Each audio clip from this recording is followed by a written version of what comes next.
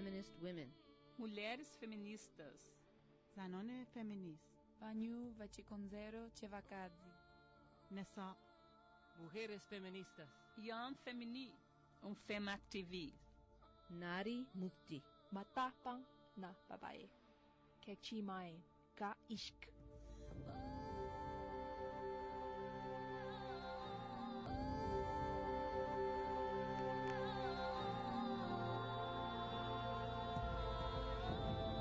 Welcome to Women's Magazine. I'm Margot Okasawa-Ray, your host.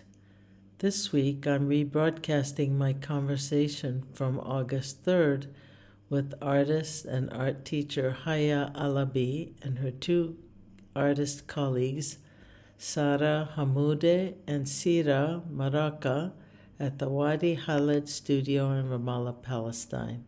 Take a listen.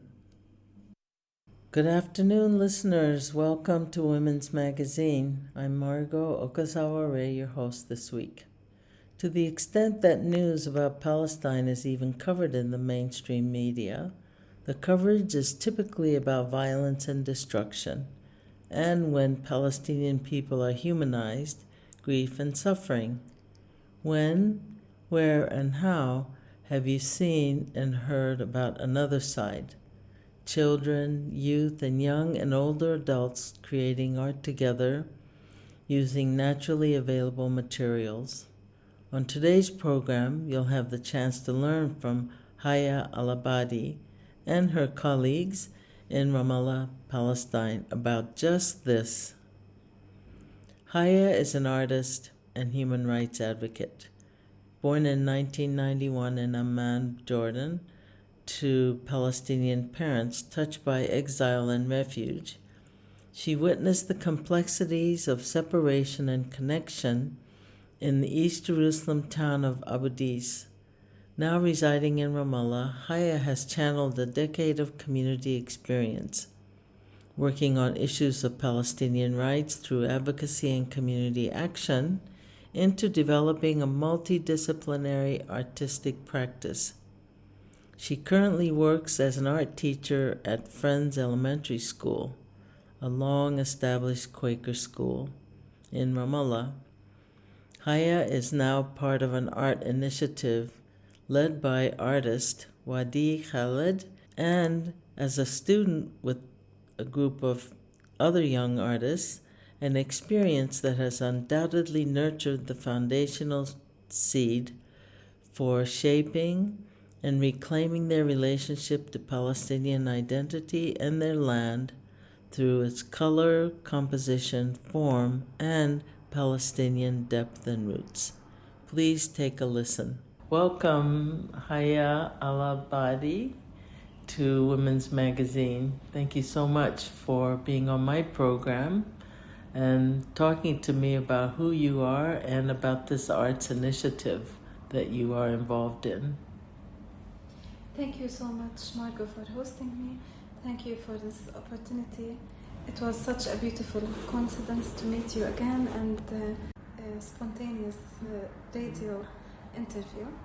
So I live here in Ramallah, and I studied human rights and international law. I'm also an artist and human rights advocate. Actually, I was raised not in Ramallah. I was raised in Abu Dis, a village near Jerusalem. My experience and my childhood living in such area has shaped my identity, has shaped where I stand at this moment. Especially that me and my siblings and my neighbors, we grew up watching the separation wall grow up alongside us. It is very strange to say that, but the idea of having a separation wall during our childhood has affected me so much in many aspects, especially that seeing the landscape distorted around us. It was transferred from something beautiful something normal. The streets were beautiful.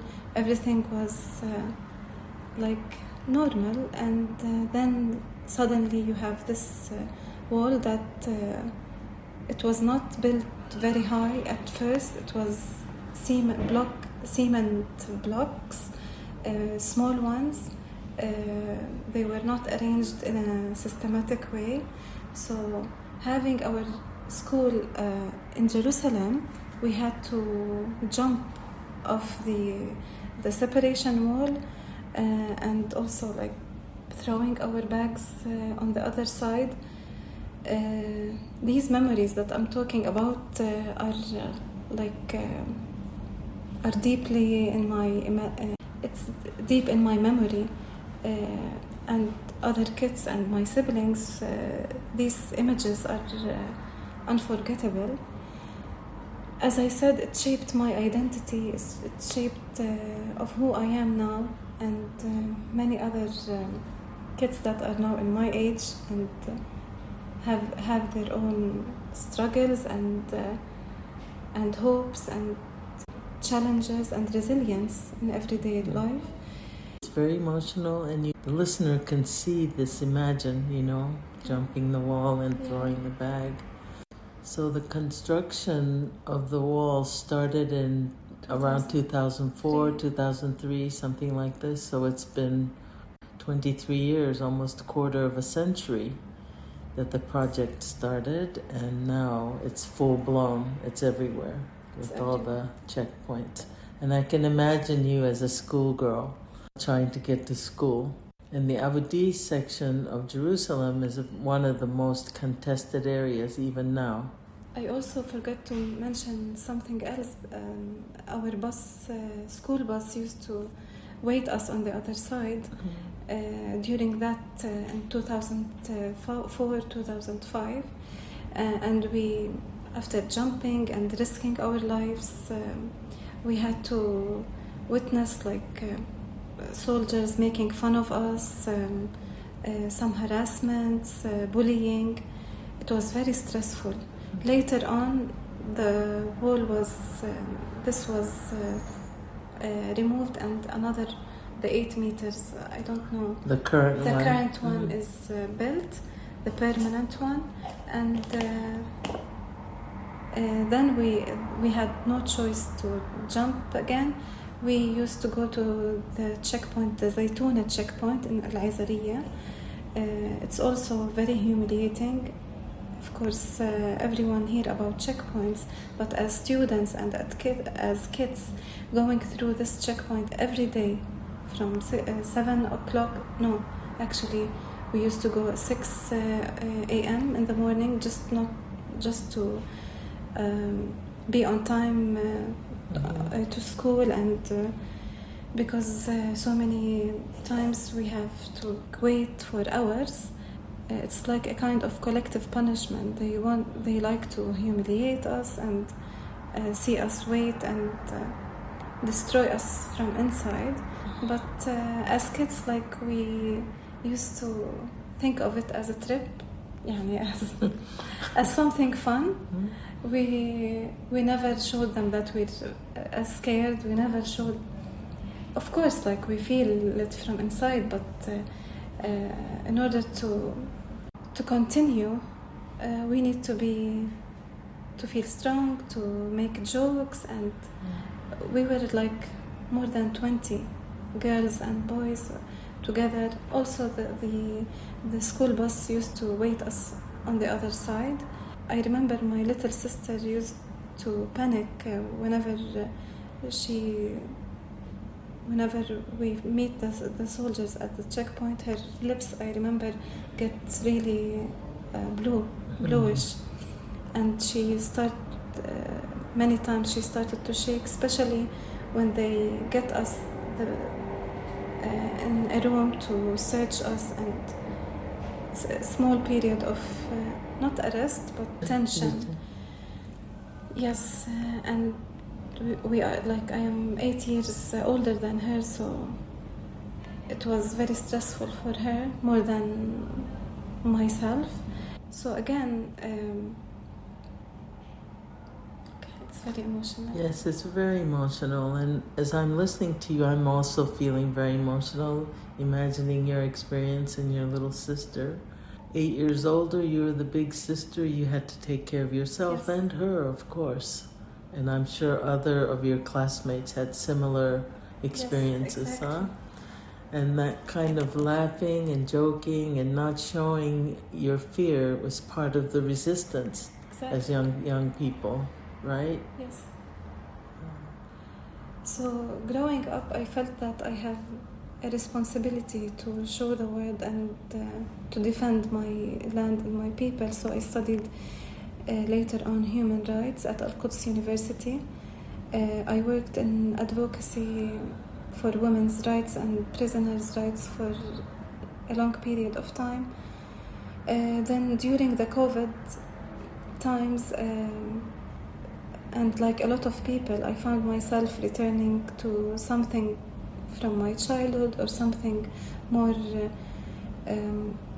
like connecting me to peace and tranquility and like instincts. So in my childhood I used to draw, but I left it when I was in high school and university. I never painted, so I took advantage of the COVID period and I started painting. I got into academic art courses online and here. I started initiating art initiatives for kids, and I saw myself driven or like more into the art field and more into the art and education and community. First it was like something, an outlet, something that made me feel better for my mental health. And as I said, now it's part of my career and where I want to be now and in the future. I'm dedicating my life to teaching art. Now I am an art teacher for elementary students. You know, as I'm listening to you, your academic study was in the beginning human rights, women's rights, sociology, those areas of study. The good thing that came out of the COVID isolation was that you returned to your artwork. Yes. And since then, you've really transformed the possibility of using art for social change and for developing young people, identities, culture, etc. Is that right? Yes. Yes, exactly. As an art teacher, my goal during this stage where children are learning and exploring what's around them through art and creative process is to build awareness and connection to Palestinian identity and land. For me, and like it's essential to focus on the student's relationship as him as or her as an artist to the place they live in. They need to have this connection visually or and to try materials, natural materials from the earth, like henna, like mud, to experience this really make them more connected to the land. Also the drawing process, what they feel about the land, their home, the place they grew in. Drawing this make them more connected, as I said, and feel that they are part of the community, even if they are still in such a young age. But we need to make them more engaged. Also, we draw the architecture. They also express their feelings about the genocide in Gaza, and we talk about, even in the art class, we talk about what's happening in Gaza and what messages they want to give to kids in their age, to children in their age that went through tough times, lost their parents, lost their homes, their siblings, living in a tent, in winter, how do they feel in summer.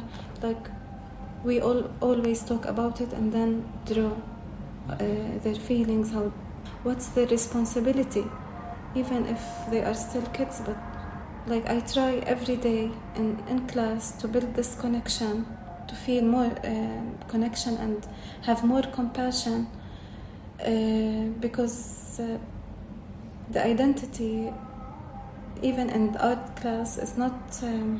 You use natural materials that exist in all the various kinds of plants and earth and, very natural, and you use those as art supplies, right? Exactly, and we connected to artists who already did this, Palestinian artists who already did this in the past. For example, Sliman Mansour, Sera Maraka, Vera Tamari.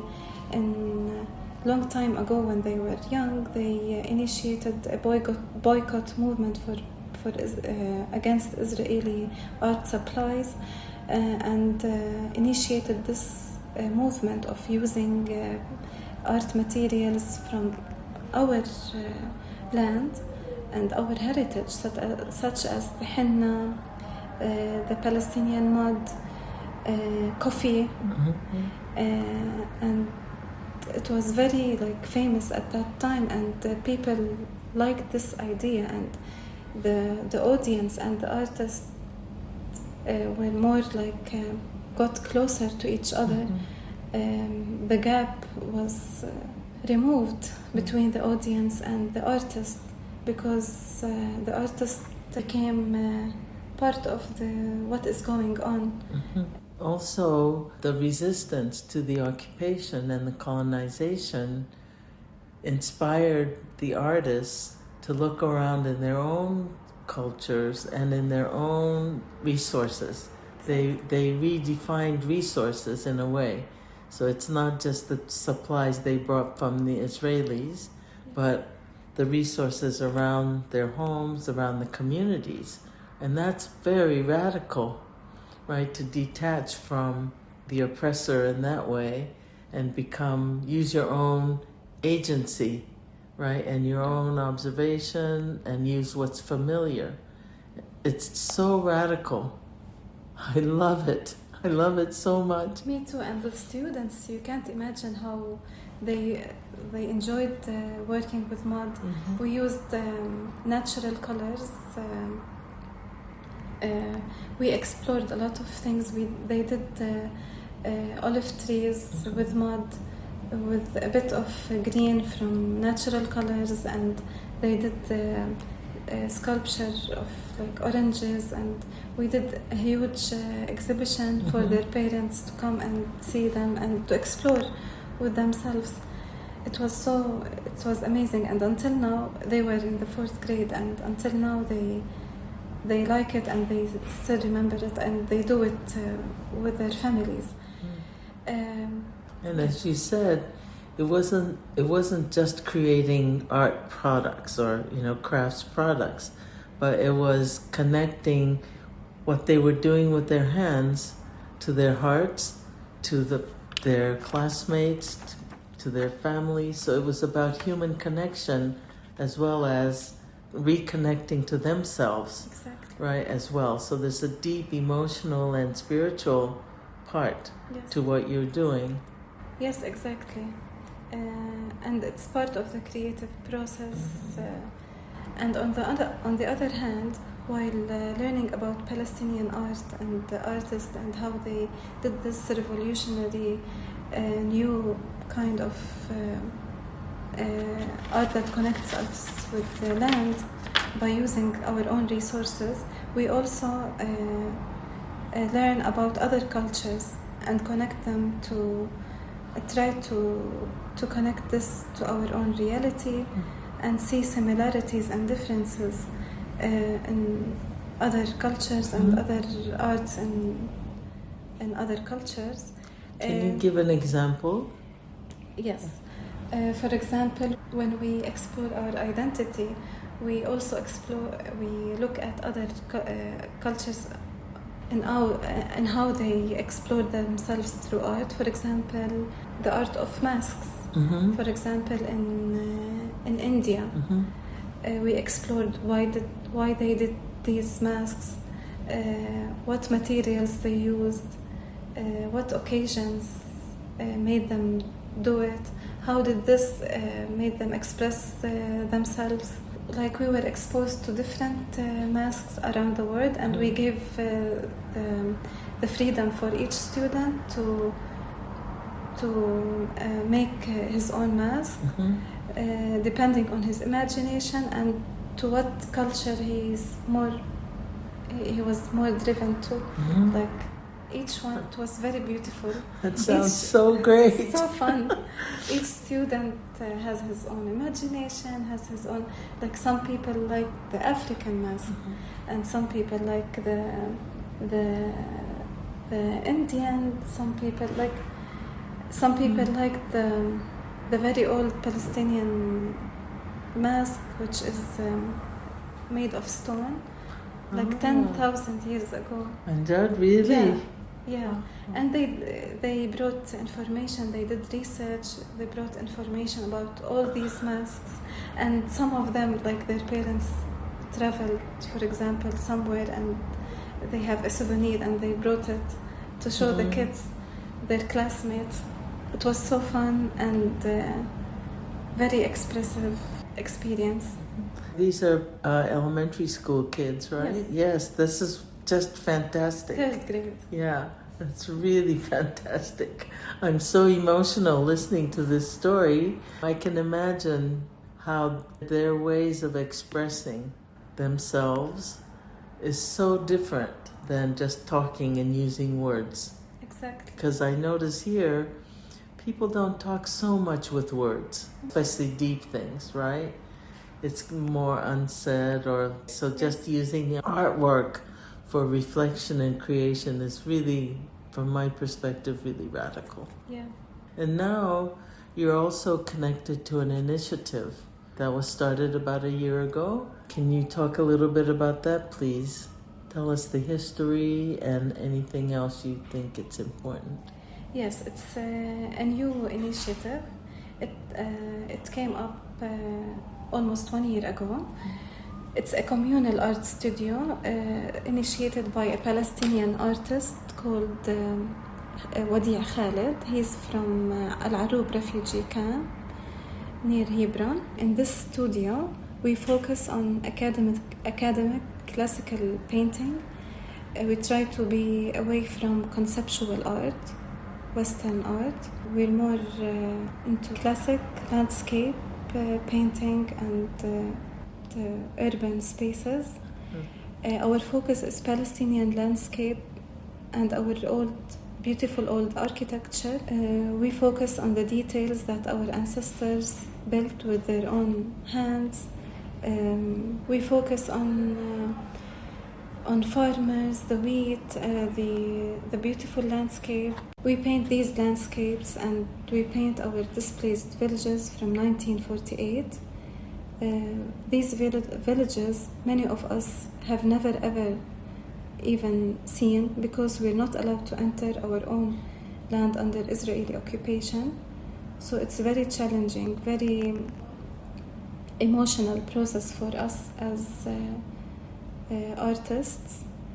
By visually archiving these images of old houses and landscape that is sometimes, some of it is now taken by Israeli government, and now they are completely, the geographical scene is completely transformed due to settlement building. I think it's more, this movement is more than making art. We're building a bridge of hope and resilience for the coming generation as well.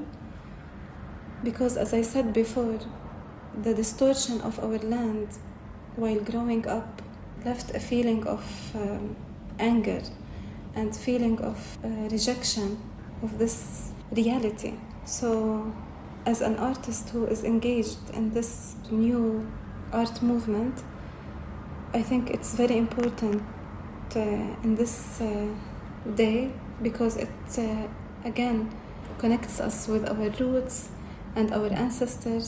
You mentioned this artwork is not like Western art, and you said it's classical art. And I'm so happy you used that word because classic is often equated with European, and you are reclaiming the classic as history of Palestine as classic. It's so important, the classics of Palestine. Yes, exactly.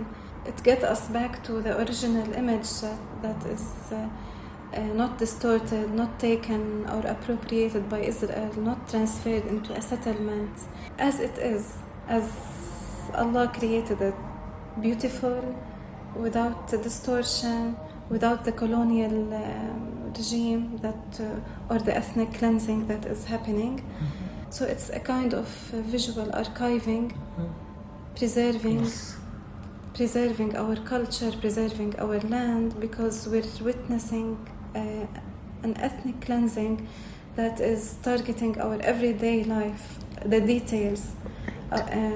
So I think it's very important, whether visual documentation or stories from our grandparents and ancestors, all of these information and images and paintings is a scream of hope. And it prevents people from forgetting, because the dominant group, the occupiers, the colonizers, always want the colonized peoples to forget they have an identity, to forget they have a history, to forget they have a culture. So this work, your work, this initiative is really about survival, isn't it? The survival of Palestinian people as a peoples. Yes, I agree with you.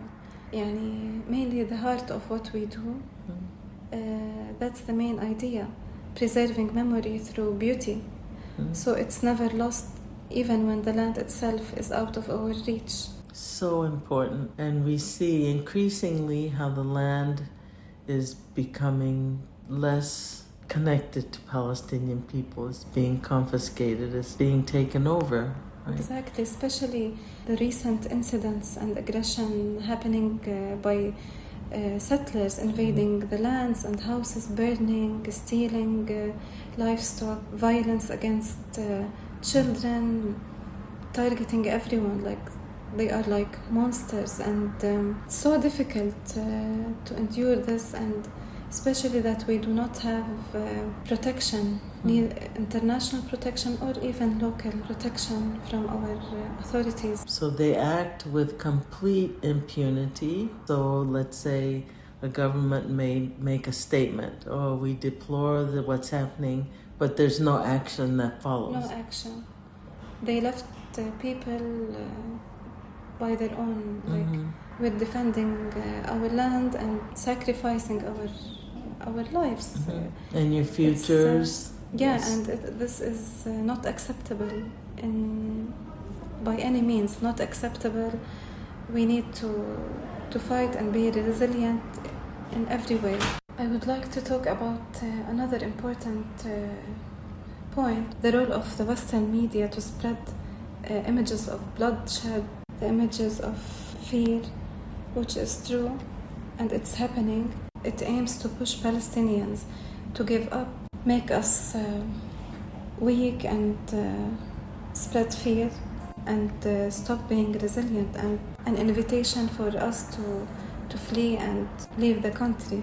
But instead, we're resilient. The point you're making, I think, is really important. And the media spread images of violence, of bloodshed, to really push Palestinian people to give up, to forget about their hope.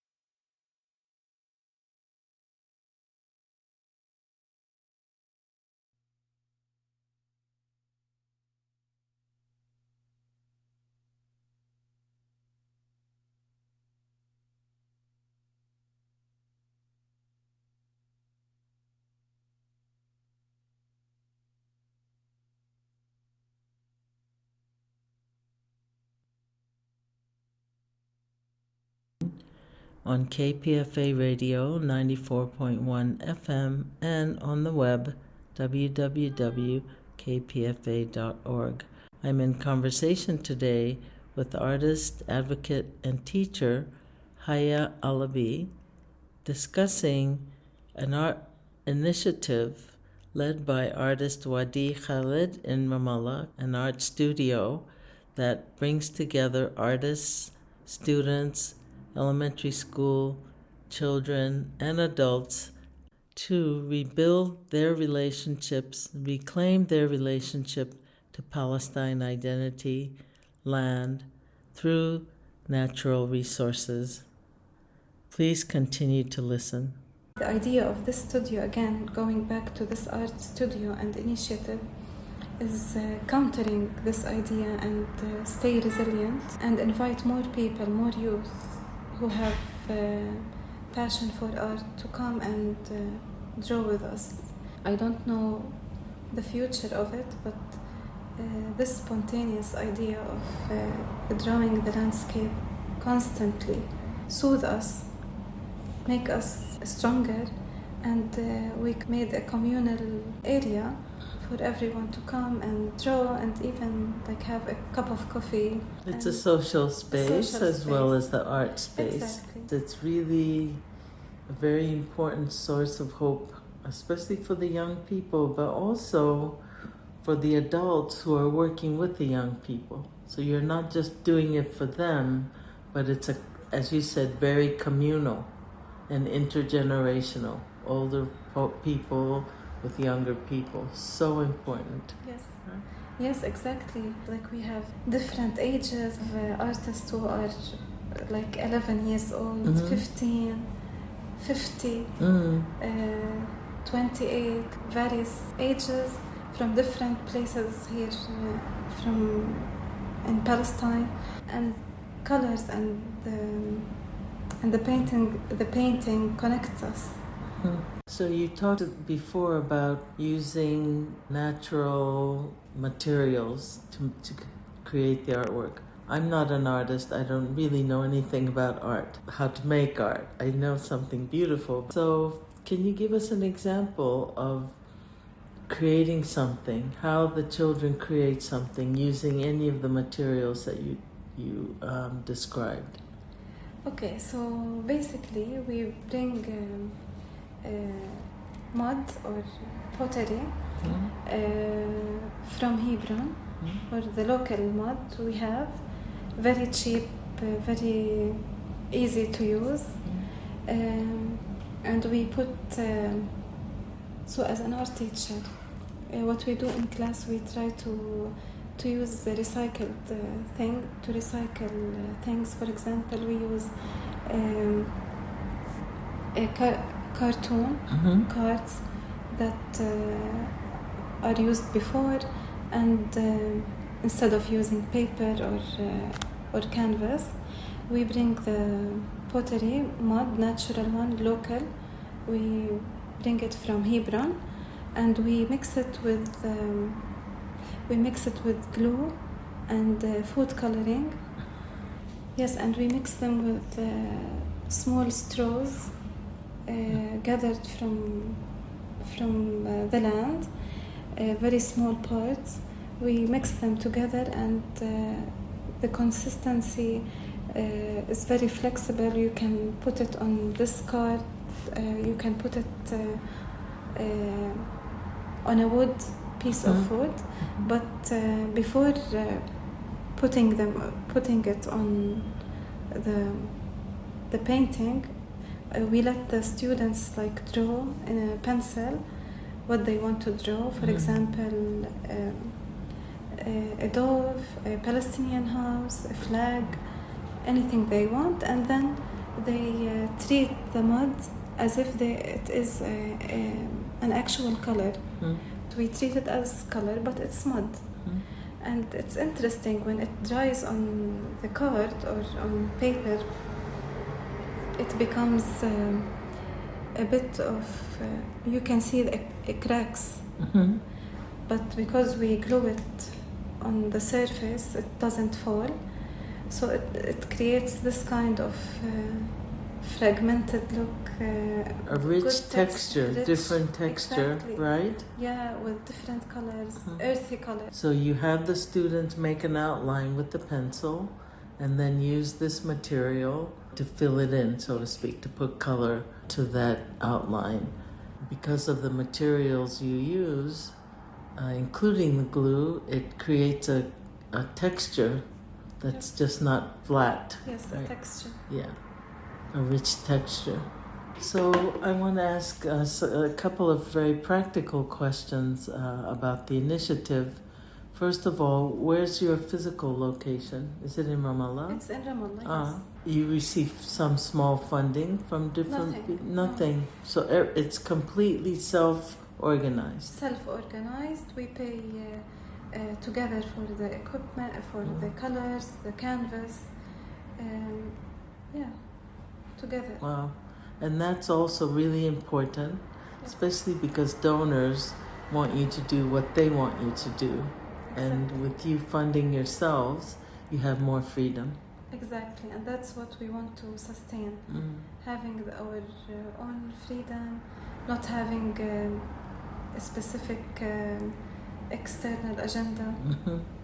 I'm so inspired listening to this story, and I'm listening to your own biography and how you started and how you came to this work. I've been thinking a lot about the importance of the arts and music, oral histories, and really reaching people in a deeper way than just analysis and talking about rights, those kinds of things, because so much of what's happening is so emotional. You can't explain the terror. You can't explain, it's just not explainable with words. It's hard to explain. Yeah. So you're reaching people in another way, and you're also having them explain. You're having the children generate a theory, an explanation, right, of what they see, and then documenting, of course, all the history. So it's so amazing to me.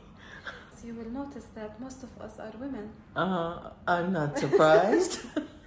And honestly, in the art world, especially in Palestine, there are few women artists that are known.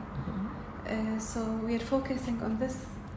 Women should be also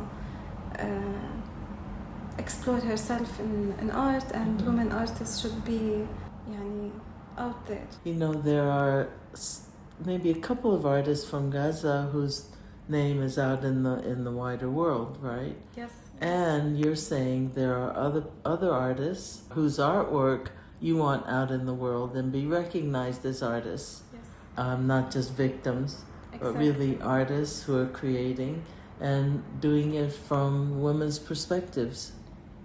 Yes.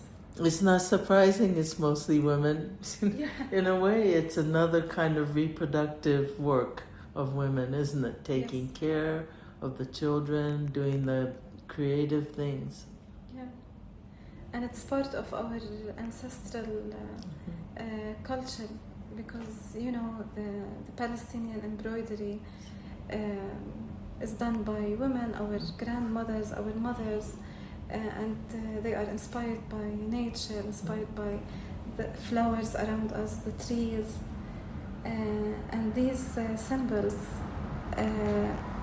are also inspired from our old ancestors, which are the Canaanian. Many generations. Yeah. And they took these symbols also from them, and in this way we are, I think, more connected to our land, and no power will change that, and that's the point. Yeah. More people know about the embroidery than the kinds of work you're doing. So I'm so happy to add another layer of creativity into the public arena, so they can see there's embroidery, yes, beautiful, and there are these other art forms especially done by children and young adults and women. And this is so similar to the culture in Latin America and indigenous cultures. The indigenous peoples of the world have their own culture, their own expression, but often they're taken over by the colonizers and destroyed and made to forget. I think it's important just for me to say that what you're doing is part of a whole global movement, especially of indigenous people remembering, of reproducing, documenting, creating archives of their traditions and their classical art. Exactly. Thank you so much, Haya, for being here. It's so emotional and it's so lovely to hear you explain this. And I look forward to joining you one day and at least coming and looking around to see. You can paint with us as well. Oh my gosh. I'm not you an never artist. know. Maybe you are an artist. Maybe. There's hope. Fi amal. Yes. Anyway, thank you so much for being on Women's Magazine today. You're welcome. Thank you so much.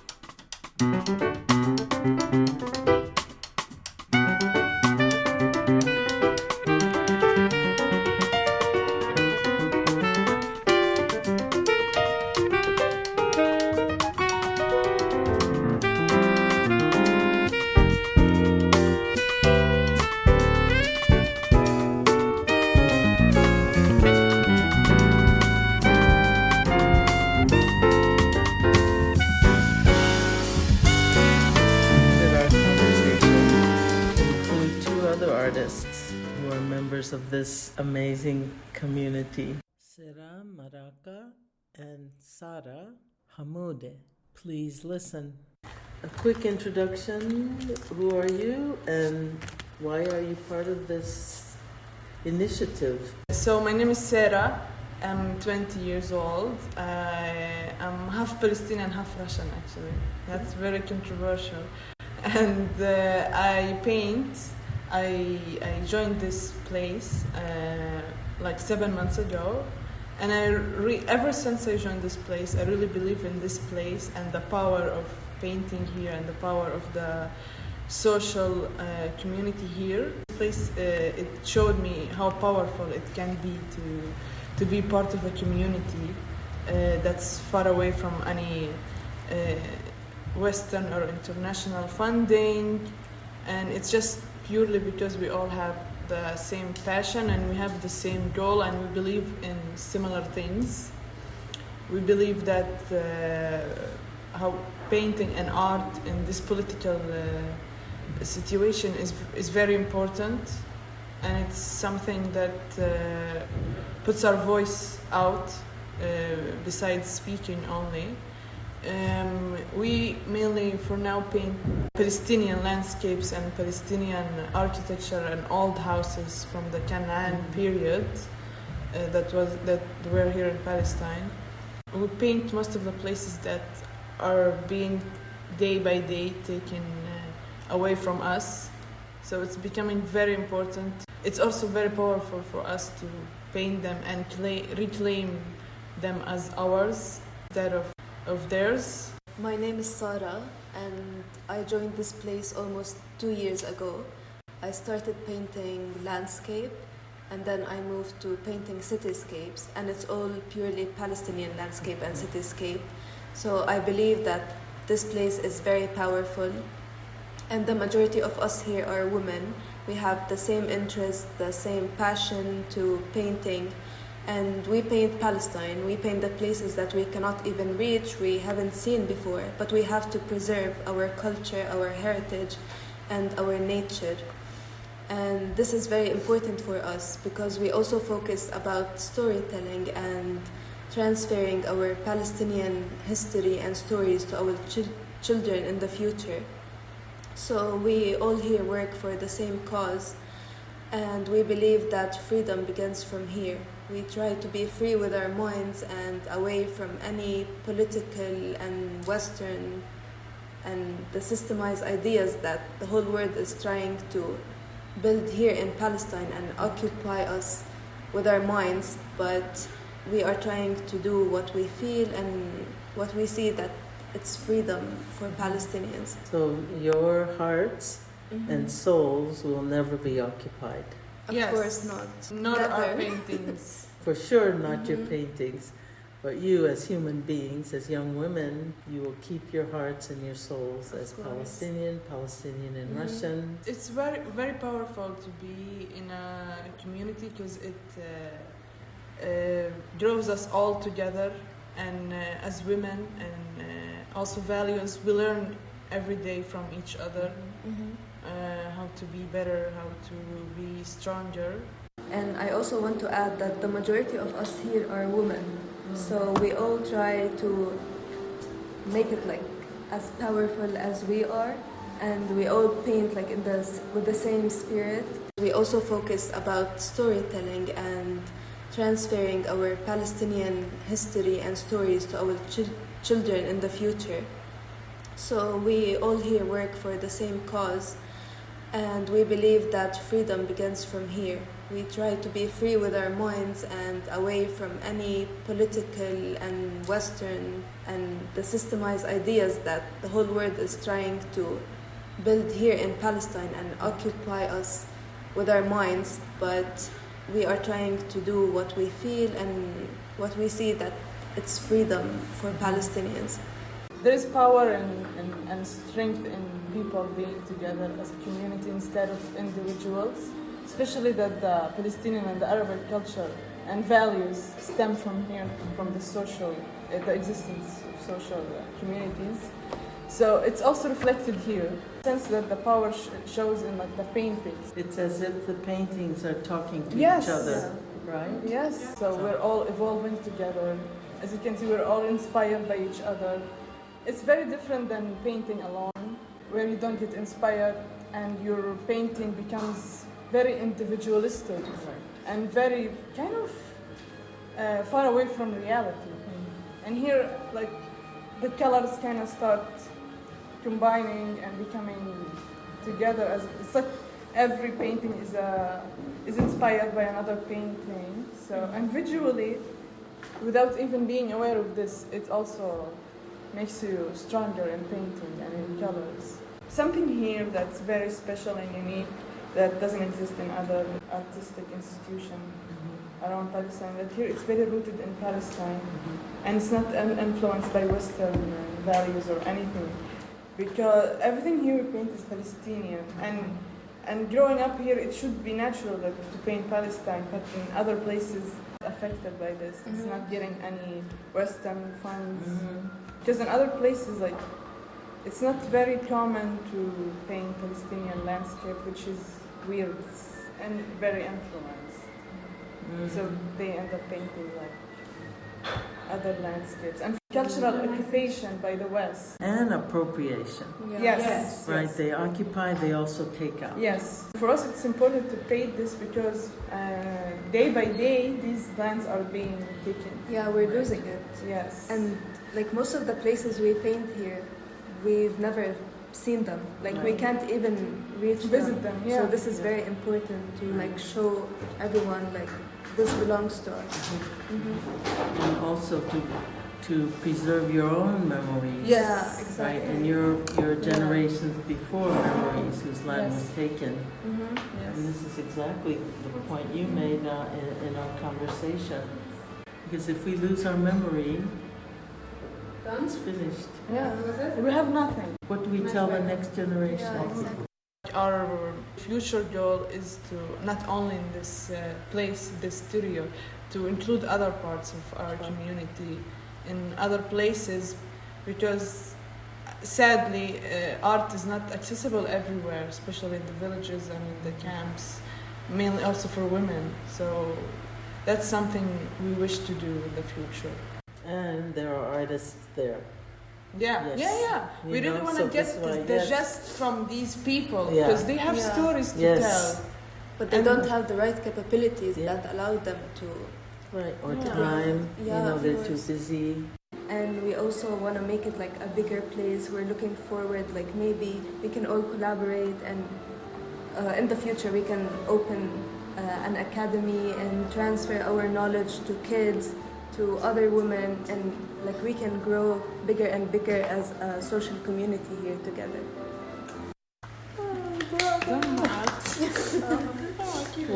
Wow. Thank you so much.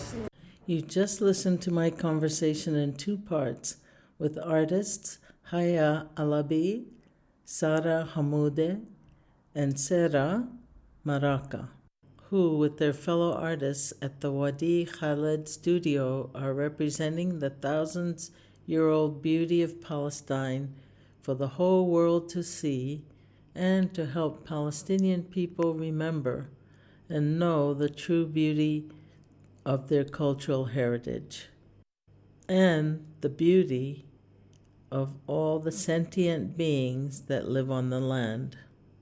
Learning, strengthening relationships, and creating artwork are inextricably bound together in the Wadi Khaled studio, the space for community, inspiration, and joy, as well as creativity. I'm ending this program with an appeal from Sara, whose voice you heard earlier in this program. Hello, my name is Sara, and I want to add one more thing about the challenges that we face as artists. One of the main challenges is the high cost of art supplies in Palestine. The majority of us are not employees, and we rely as a main source of income on the paintings we sell.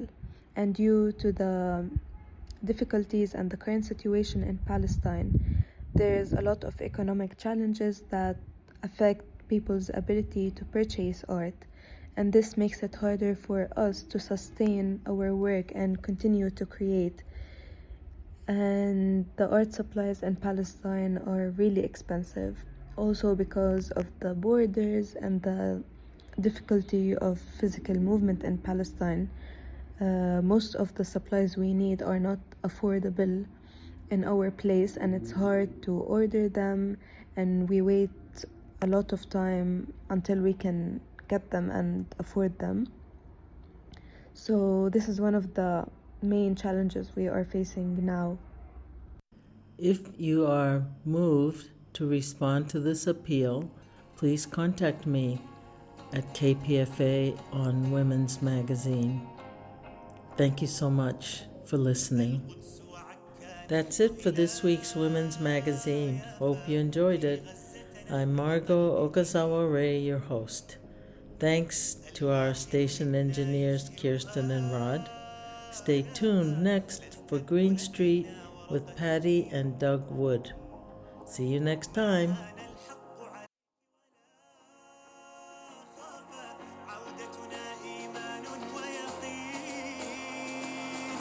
لن نسكت لن نستسلم لا لا لا لا لا لا لا نفديك لنحيا يا فلسطين فلسطين بلادي نحملها جرحا أو أملا لا لا لا لا لا لو راح نبقى فيها اليوم الدين لن نسكت لن نستسلم لا لا لا لا لا لا لا نفديك لنحيا يا فلسطين فلسطين بلادي نحملها جرحا أو أملا لا لا لا لا لا لو راح نبقى فيها اليوم الدين فلسطين بلادي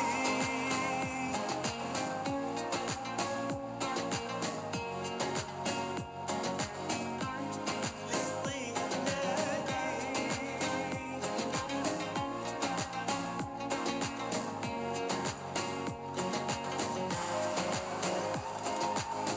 كي تشرق شمسك فوق أمانينا وينام صغارك مبتسمين ونراك بخير حين تنادينا لعمار بيوت وبساتين سنعيدك وطنا رغم مآسينا أحرارا نشدو متحدين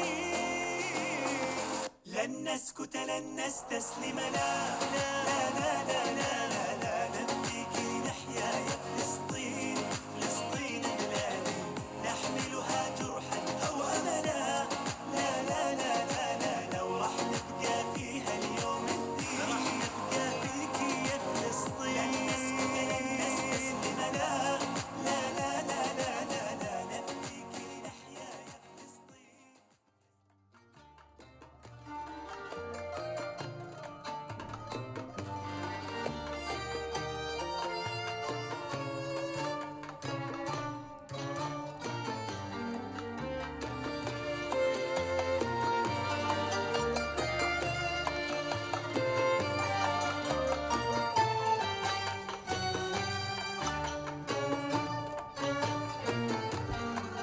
جوا الصفيح والزنك جنب الرمل والموج فوق الصخر والشوق بين الغبار والموج طلع الولد مجبور بالحنة والأمواج يرمي الشبك في المي يطلع سمك وسراج طلع الولد مجبور بالحنة والأمواج يرمي الشبك في المي يطلع سمك وسراج يا غزة يا مصورة بولاد مثل الضي ترمي الهزيمة ورا والخي يشد الخي.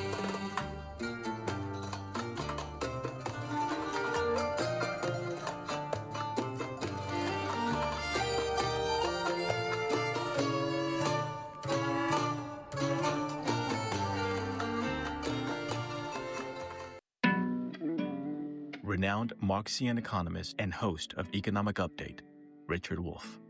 We allow, by the way, other countries don't, but we allow our news and our TV stations and all that to be private capitalist enterprises. And what that means is they are governed by what's profitable. They will tell you that. It's no big secret. It's nothing they hide. They're in the business to make money. So they're not going to challenge the profit system. When they see profit leading to a really bad outcome, like a pollution and so on, they're not going to be eager to make the connection in their reporting between this bad event and the profit that made it happen. Because profit is what they're doing. Profit is why they cover one story and not another. Get learned only on KPFA. KPFA is the media sponsor of Berkeley Pride, From Joy to Justice, a celebration of the power of the LGBTQIA+ BIMPOC community. This event is wheelchair accessible on Sunday, August 30th from 11 a.m. to 5:30 p.m. at MLK Jr. Civic Center Park in downtown Berkeley. Proceeds benefit the Pacific Center for Human Growth, a 501c3 organization. More information is at pacificcenter.org/Berkeley Pride. KPFA paid staff is associated with the Communications Workers of America, CWA, Local 9415.